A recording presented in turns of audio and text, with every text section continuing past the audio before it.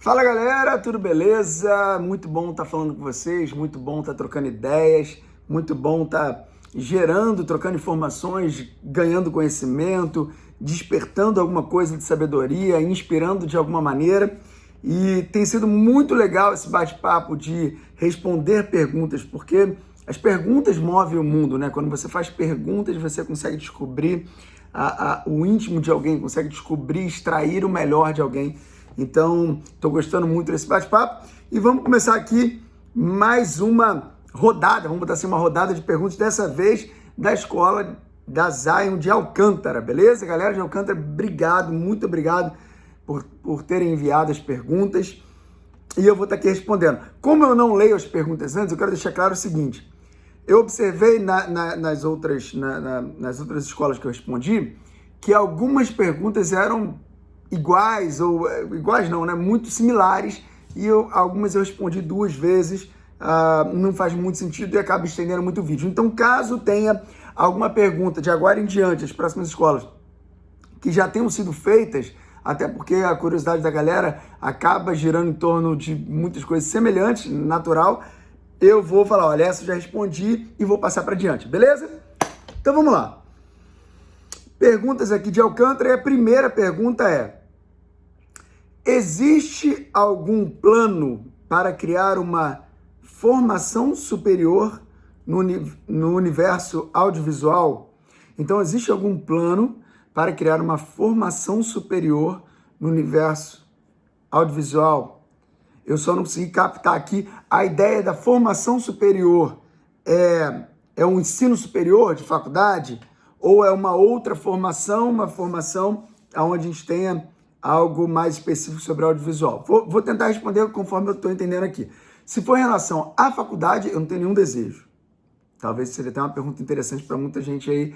Caramba, será que ele pensa em montar a faculdade? Nenhum desejo. Amo o que a gente criou, amo o que a gente desenvolveu, amo o nosso estilo de metodologia, amo a nossa liberdade criativa, amo a praticidade que a gente tem e a real condição de colocar um aluno no mercado, amo a velocidade que nós temos de adaptar ao que vem de mais atual, amo a nossa conexão com o mercado, sabendo o que é o que é importante no mercado para trazer diretamente para o aluno. Então, amo tudo isso.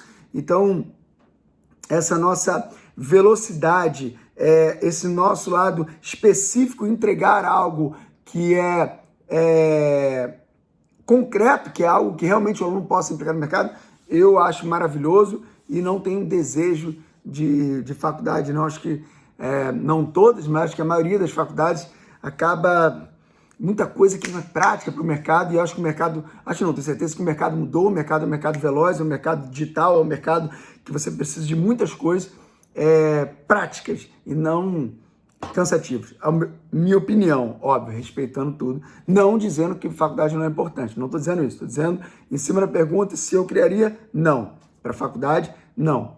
Beleza? Vamos para a segunda pergunta. De onde você tira inspiração para montar as escolas? Boa pergunta. Eu acredito muito que nós somos o reflexo daquilo que nós aprendemos ao longo dos dias e dos anos, né? Por isso que todos os dias você pode aprender alguma coisa, todos os dias você pode ter uma sacada nova, todos os dias você pode estimular a sua mente, né? Quando você fala de inspiração, a inspiração vem de algo que foi despertado em você por algum conhecimento que você adquiriu. Então, eu posso ter visto vários copos, ter obtido conhecimento de como ele é feito e daqui a pouco falar, cara, eu estou inspirado hoje, eu vou criar um copo diferente, num outro formato, aonde facilite, na hora que eu for beber água ou suco, alguma coisa, e eu possa enxergar a beleza do suco. Não sei, eu estou dizendo o seguinte, são duas coisas linkadas para eu criar a escola. Primeiro o meu desejo obcecado de estar sempre aprendendo algo. Então eu sou um cara que eu gosto, por exemplo, eu sou amante de estudar a psicologia das cores. As cores comunicam o tempo todo. Tem gente que acha que é bobagem. É bobagem? Então, ok. Então, a psicologia das cores. Eu amo estudar, ver coisas tecnológicas. Eu amo quando eu estive em Dubai, eu fiquei louco. Falei, cara, como esses caras fizeram isso? Os caras, por exemplo, vou dar um exemplo. Lá em Dubai, existe um museu lá, chamado Dubai Frame, que é um quadro gigante, o maior quadro aberto, o maior quadro do mundo, né? E eles têm um elevador de um lado, imagina a moldura de um quadro, só a moldura, né? Então aqui tem um elevador que sobe dentro, aqui no meio não tem nada. E sobe e vai lá em cima, é gigante, e você caminha lá e depois você... Quando você começa a olhar aquilo, as cores, a tecnologia, o que os caras fazem, você começa a viajar e você fala assim, cara, alguém criou isso. Eu também posso criar algo diferente, eu posso criar algo diferente. E eu fico viajando desde o universo das cores, ao universo dos games, ao universo da Disney, né? Quando eu fui a primeira vez na Disney, eu falei, cara, por que esse lugar é encantado, né? Entre aspas, encantado. Por que esse lugar desperta tanto interesse? Por que esse lugar as pessoas entram e começam a sorrir? Porque há uma criatividade ali, há um despertar da criatividade. E quando a gente fala de ensino, a gente não pode falar... Tem gente que acha que sim, por exemplo, você fala do ensino do passado, você está falando de uma... Infelizmente, é a realidade de muitos lugares hoje, mas você está falando de uma lousa, né? O cara está ali escrevendo, as salas têm que ser todas brancas. A primeira vez que eu desenhei um laboratório de computação, eu fui muito criticado. Olha, o lado pedagógico vai condenar isso porque não pode ter outros estímulos dentro da sala, a não ser a lousa e o professor na frente, tem que ser tudo branco. Eu fui criticado. Eu falei, gente, isso é uma bobagem. E hoje, eu queria ver o que pode falar hoje, porque hoje o cara está aqui com o celular na mão, tem vários estímulos, muito pelo contrário, se eu não gerar para o meu aluno um universo que ele fale, cara, isso aqui é maneiro.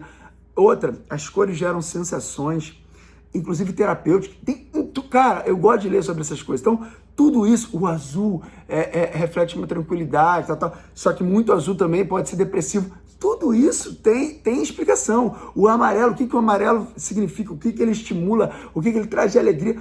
Tudo isso tem uma explicação. Desde um conceito da marca até uma montagem de uma escola. Então, eu quando vou montar uma escola, eu entro no imóvel, normalmente no osso, feio, horroroso. Quem seria uma aula à parte aqui, ver os nossos imóveis antes e depois. É brincadeira o que a gente faz, é brincadeira. Os proprietários são alucinados com a gente, porque falam assim, você pega o imóvel e coloca granito de primeira, você coloca... É um troço surreal que a gente faz. Mas por que você faz isso tudo, né? Por que você não monta um negócio simplesinho? Porque eu amo o cliente, eu quero que o cliente tenha o melhor. E ele tem o melhor. Eu posso falar que ele tem o melhor. A nossa estrutura é surreal. Eu estou falando surreal, não é nível Brasil, eu estou falando nível mundo. Com toda tranquilidade. Pô, Leandro, isso não é arrogância? Não, não é arrogância. Eu estou falando o que a gente tem, eu estudo muito para isso, a gente investe pesado nisso, para que a gente possa realmente falar. Senão eu não estaria falando. Então, a inspiração para montar as escolas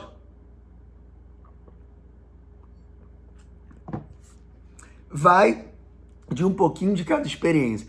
Eu viajo com o gerente e tal, a gente viaja pelo mundo e tal, e eu gosto que eles observem e falam, cara, observa aquilo.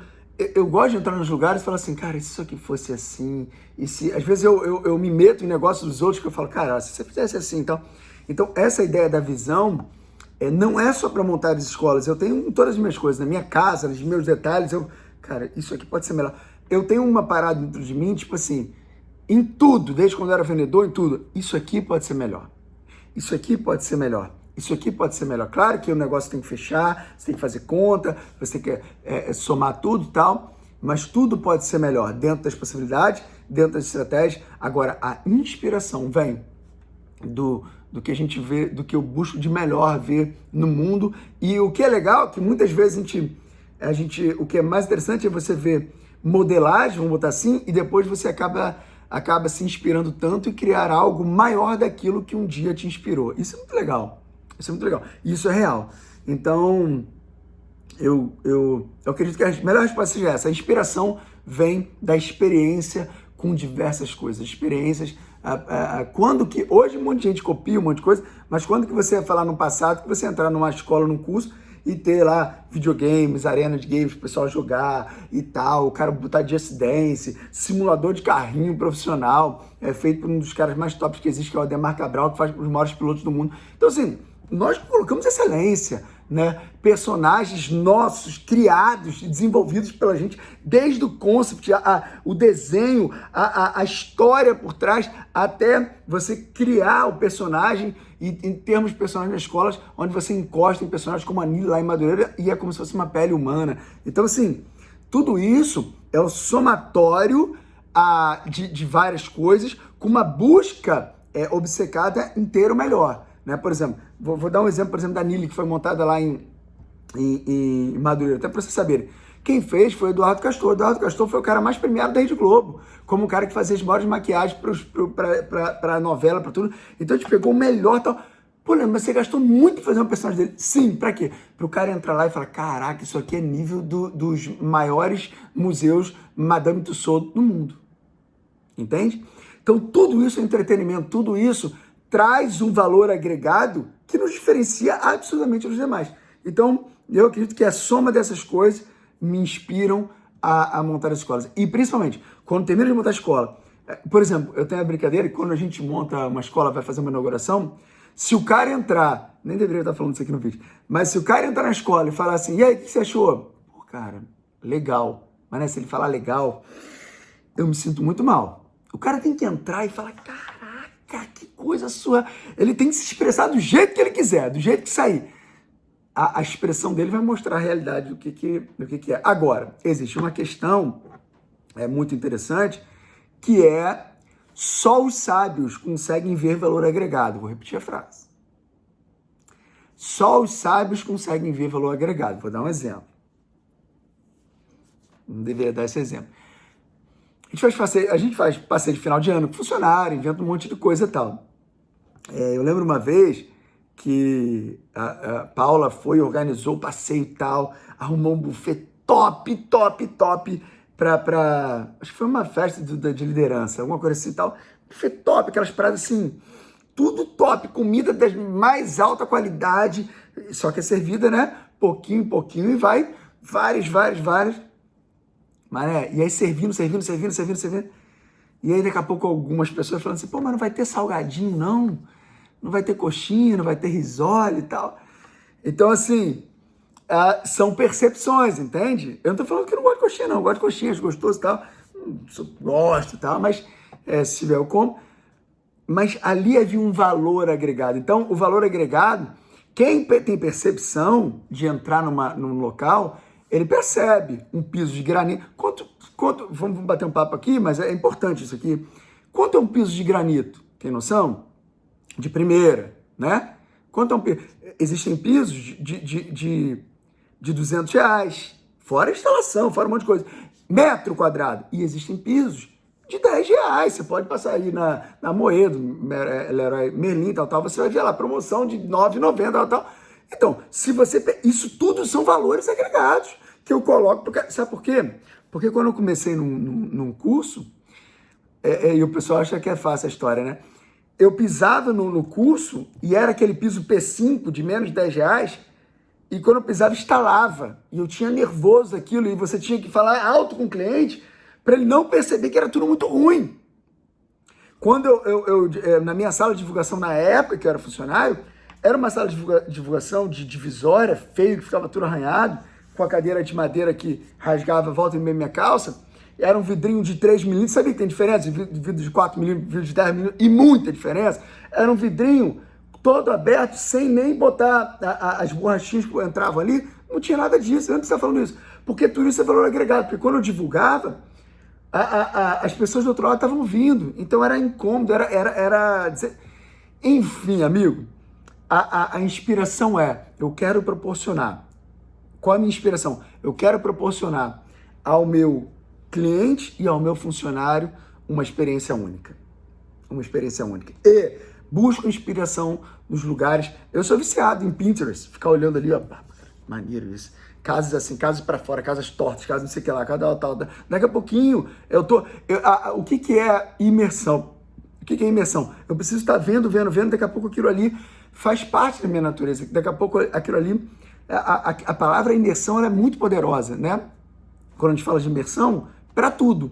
Por que a gente fala, cara, entra isso, começa a estudar tal, imersão poderosa. Tem gente, por exemplo, vou fazer uma brincadeira, que fala assim, quero fazer dieta, quero emagrecer. Aí segue 50 negócio de bolo no Instagram. Bolo, chocolate, não tem como, você não vai emagrecer, amigo. Porque você está imerso na parada. Ai, olha isso. Entendeu? Então não é brincadeira, é a realidade. Quando você está imerso, então eu sei quem eu estou seguindo, sei as pessoas que estou buscando, porque se não for dentro do meu sonho, do meu mundo, eu não perco tempo com bobagem, entendeu? Tenham sabedoria para o que eu falo, ok? Porque às vezes fala assim, falou mal de bolo, não come bolo. Não, não é isso. É tudo a sua dosagem, aquilo que você busca, aquilo que você quer e aquilo que está dentro do seu sonho, tá? Próximo. O que vem após a conclusão da meta de 77 escolas? Pô, galera, vamos lá, vamos trabalhar. A meta não é pequena, a meta é gigante. 77 escolas. É importante ficar claro o seguinte, as escolas das artes são escolas próprias, né? Quando você fala assim, existem uns lugares assim que você monta franquia, são 3 próprias e o resto é tudo franquia, né? Então, a logística, tudo é complexo. Nós vamos bater essa meta, mas o que vai acontecer depois? Eu não vou mentir para vocês, é óbvio que eu já tenho algumas coisas na cabeça e eu tenho até umas aí no meio, mas não é o tempo de falar agora. Por que não é o tempo de falar agora? Primeiro, porque pode assustar. Segundo, porque eu sinto que não é o tempo, né? Vamos caminhar até aqui. Pode gerar distrações, mas a brincadeira vai ser legal, tá? Então, sim, fugir dessa pergunta aí. Mas obrigado pela pergunta. Próxima. Ainda não sou líder, mas quero me preparar para isso. Qual dica você pode me dar para que eu possa desenvolver e me tornar um bom líder?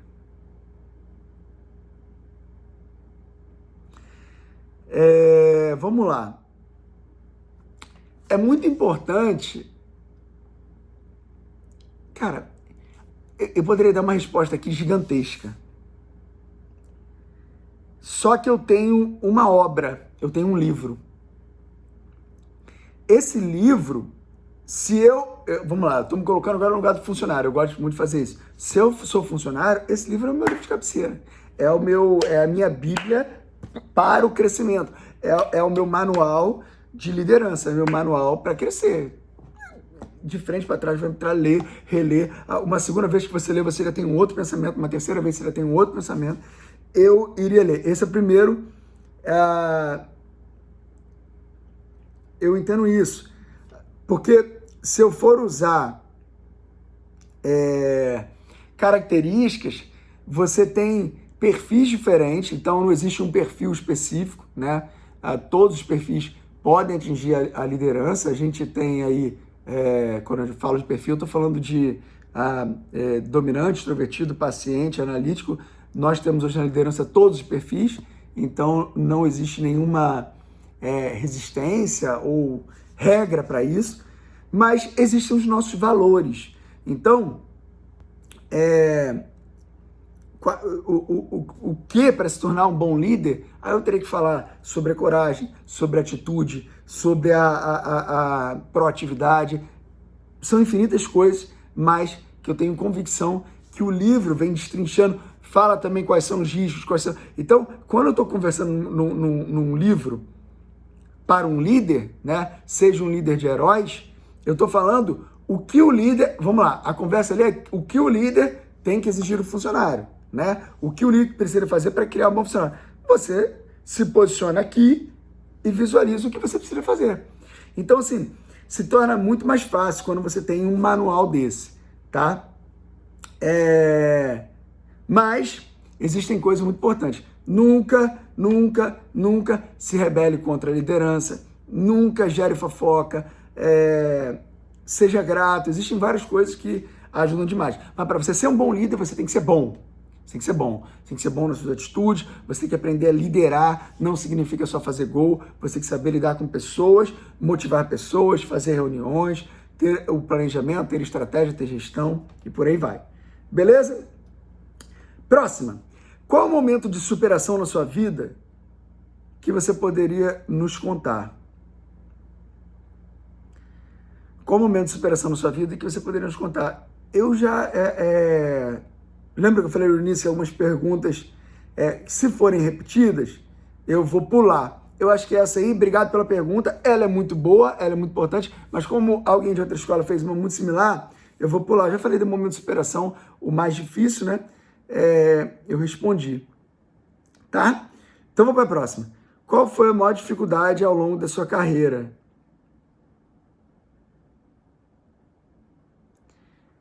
A pergunta é parecida, né? Mas vamos lá. Qual foi a sua maior dificuldade ao longo da sua carreira?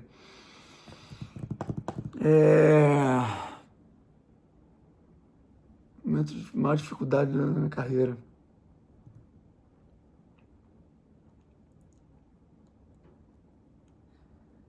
Eu não consigo enxergar. Eu tive a batalha com os estrangeiros, foi um momento de dificuldade muito grande, mas não estou lembrado agora. Um momento maior de dificuldade, assim, não estou lembrado agora. E eu acredito que tenha sido a experiência com os estrangeiros, foi um momento de maior dificuldade. E eu já falei isso para vocês, então vou pular. Eu ainda vou detalhar muito isso, porque eu falo sempre de relance. Ainda vou contar essa história com muitos detalhes, porque é uma história série de Netflix com facilidade.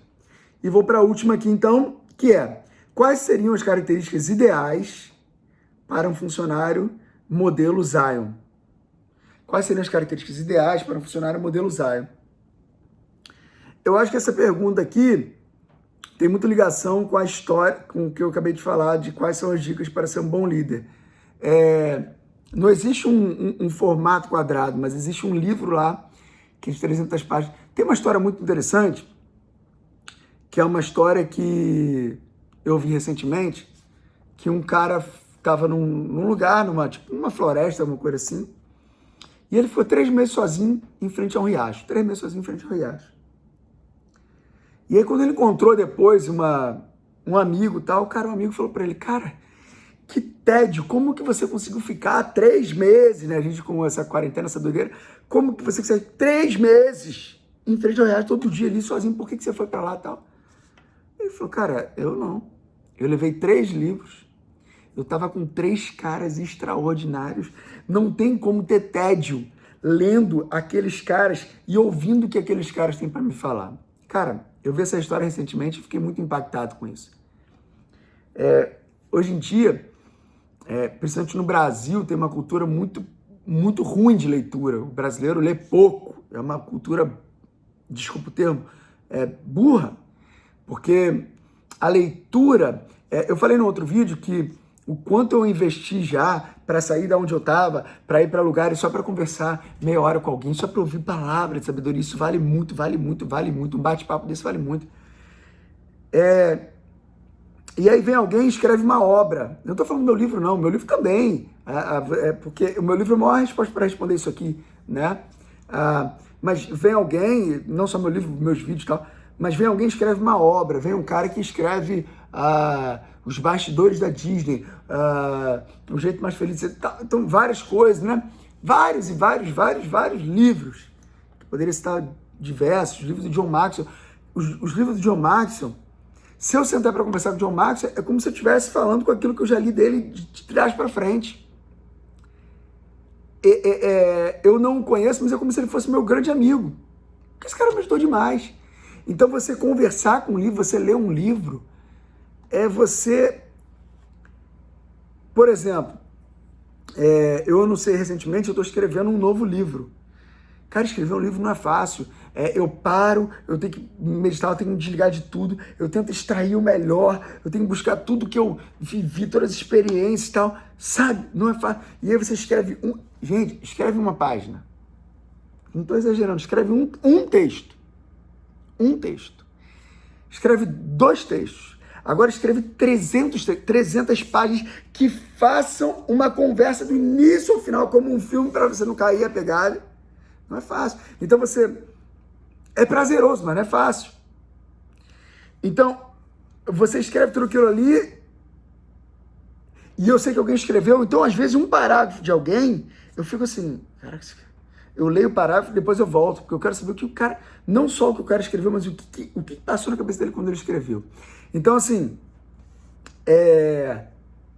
leia livro, não leia qualquer livro, estude, procure ver. Eu, por exemplo, vi um livro, eu ganhei um livro, não vou falar o nome até porque de repente a pessoa que me deu pode se sentir ofendida e não é o objetivo aqui, muito pelo contrário, mas eu ganhei um livro grosso, tal, esse livro tá vendendo muito de gestão. Cara, eu li a parte de trás e li o início, eu falei, não quero ler esse livro não tem ligação com os meus valores, ensinava a como persuadir, mas de uma maneira muito, não era minha praia, respeito, mas não tá dentro dos meus valores e tal. Então eu parei. Então assim, mas tem muitos livros que conectam com os nossos valores e com os nossos objetivos e tem que estar dentro dos nossos sonhos. Então, eu tô lendo a cartilha, tudo bem, tem gente que gosta de ler a ficção e tal, e nada contra, leitura sempre é bom.